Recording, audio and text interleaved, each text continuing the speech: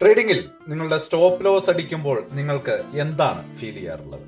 Expect ചെയ്ത ഒരു stock അല്ലെങ്കിൽ ലാഭത്തിലേക്ക് പോകേണ്ടിയിരുന്നു എന്ന് നിങ്ങൾ വിചാരിക്കുന്ന ഒരു സ്റ്റോക്ക് ചെറിയൊരു നഷ്ടത്തിൽ തീരുമ്പോൾ ദേഷ്യവും നിരാശയും ഒക്കെ തോന്നാറുണ്ടോ?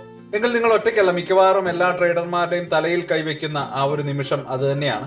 ഞാൻ പക്ഷേ എന്റെ ട്രേഡിംഗ് ജീവിതത്തിലെ ഏറ്റവും സന്തോഷമുള്ള നിമിഷങ്ങളിൽ ഒന്നായിട്ടാണ് ആ ഒരു സ്റ്റോപ്പ് ലോസ് ഹീറ്റിങ്ങിനെ കാണുന്നത്. അപ്പോ പലർക്കും അത് വിശ്വസിക്കാൻ പറ്റില്ല. എന്നാൽ അതെന്റെ ട്രേഡിംഗ് ക്യാപിറ്റലിന്റെ പകുതിയും ഇല്ലാതാക്കിയ ഒരു വലിയ വീഴ്ചയിൽ നിന്ന് എന്നെ രക്ഷിച്ചതും അതുപോലെ തന്നെ എന്നെ അച്ചടക്കമുള്ള ഒരു ട്രേഡറാക്കി മാറ്റിയതുമായിട്ടുള്ള ഒരു ചിന്തയെ പറ്റിയാണ് പറഞ്ഞു വരുന്നത്.